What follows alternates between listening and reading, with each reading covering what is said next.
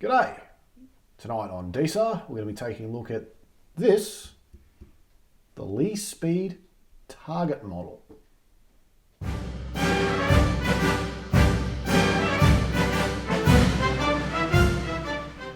Alright, ladies and gentlemen, if you remember back to our first auction video at the Australian Arms Auction back in April 2019, there may have been a little bit of an indicator that I might have picked something up.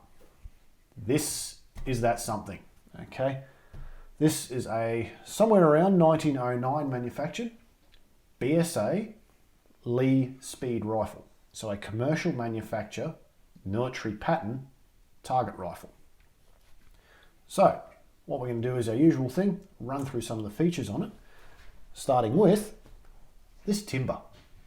Much higher grade, actual walnut.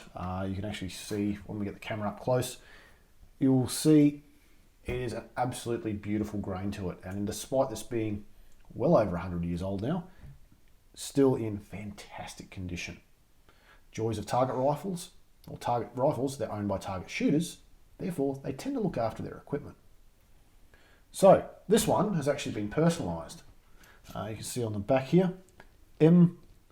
Horan, I think that's how you pronounce it, Richmond, New South Wales.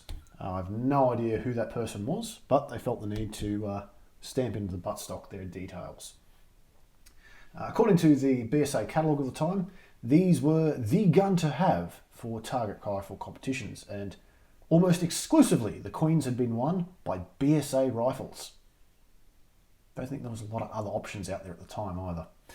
Anyway, first really unique feature you'll see on this is for what is effectively a long Lee pattern. We don't have a safety there. We don't have a safety over here, nor should we. The safety is in fact back here, like it is on a shotgun. Now, that's a little unusual. This was a BSA pattern at the time, being a sporting rifle. Sportsmen are more used to shotguns than they are rifle type safeties, so they accommodated to the gentleman's needs. The action itself, straight up, as per any other long Lee of the era. We have the dust cover, which I'm not going to remove, but all the features are there of your standard Lee Enfield. This sear has been overworked, used, abused, and butchered quite a lot, but the trigger pull is fantastic on it, as it should be for a target rifle. Magazine cutoff, no different to any of the issued guns at the time. It's back and forth as normal, cutting off your 10 round. The magazine itself, a little bit different to what you normally see on the later SMLE and number 4. A little bit of different profile to it, primarily driven by the fact the spring in here is not the standard zigzag leaf spring. Originally, these had a C-type constant pressure spring. This one here is missing the little link. It's been solder's broken off, which would have originally chained the magazine to the rifle itself. However, this is still the original magazine. The trigger on this gun is, because it is an original long Lee, single stage. So you have absolutely very little take up, a big solid wall, but because this has been fiddled with, heavy brake, but a very crisp brake, which more than workable for its intended purpose.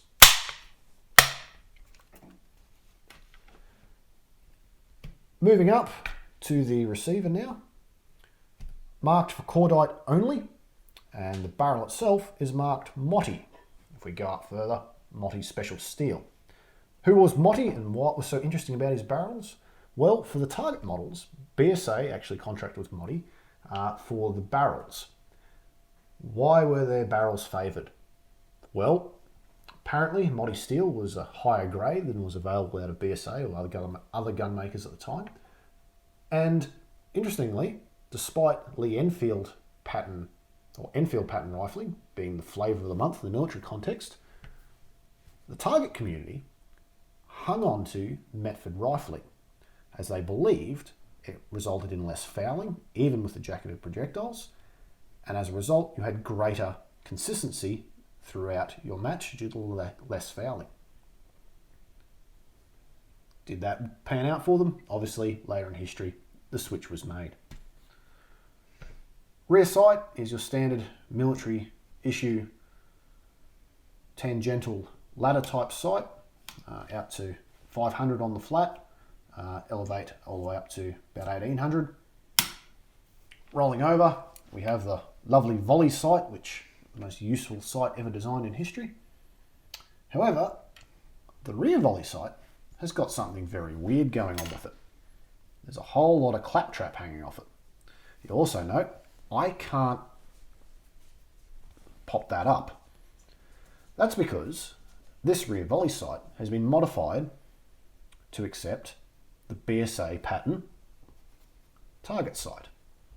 Now, to activate it, you have to undo this screw here. We're just going to use the DSAR universal disassembly tool. It's a flattened teaspoon with some grind marks on it. Works really well on these old guns. Back the screw out, and now you can pop up your volley sight. Lock it down. It engages with another notch, and that's what gives this rear sight assembly the repeatability that's required, as if you leave this highly sensitive sight in its extended position, more than likely you're going to break it off. So you need some sort of repeatable mounting system, much like Picatinny rail today. So once you've got the volley sight up, you can set your elevation using the sliding scale to roughly where you want it. Lock it down, pop your iris over, and then you can use the winding little vernier gears to give you your precise adjustment for both windage, elevation and windage. There was many different sight sizes available. This one here is actually the multiple aperture. You can roll this little wheel around and adjust your iris size to relative to your distance or target or lighting conditions you are dealing with. All very complex, all very cool. Obviously not very practical for military use. However, the duck's guts if you're trying to win the Queens. Locking it away, this is obviously the reverse of the original.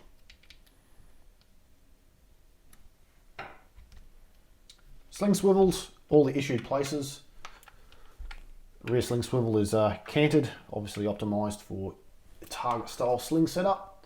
Front stacking swivel, although this one is a complete loop. Up the front, we have the exposed barleycorn rear sight, which was much loathed in service, and bayonet lug. Being a target rifle, still had to follow the military pattern, so a bayonet lug is there. I have not yet obtained the correct vintage bayonet for this model, unfortunately, because you all know I love bayonets. Underneath this nose cap is the standard spring assembly, which provides the upwards pressure on the barrel, which was a feature carried over to later SMLE.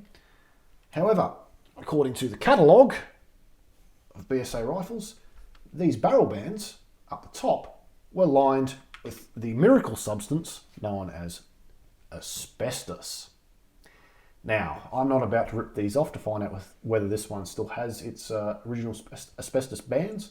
However, they were obviously there because as your barrel heats up and expands, if it makes contact directly with these metal rings or contact with the stock, your bedding pressure is going to change and your group's going to go to crap. So it was a logical solution using the materials of the time.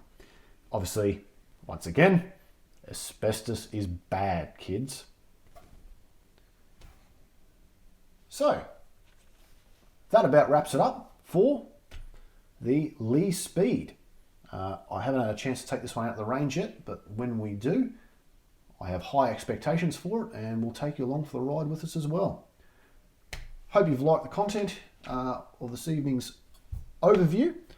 Please like and subscribe. Follow us on Facebook now as well. and we'll catch you out and about sometime soon.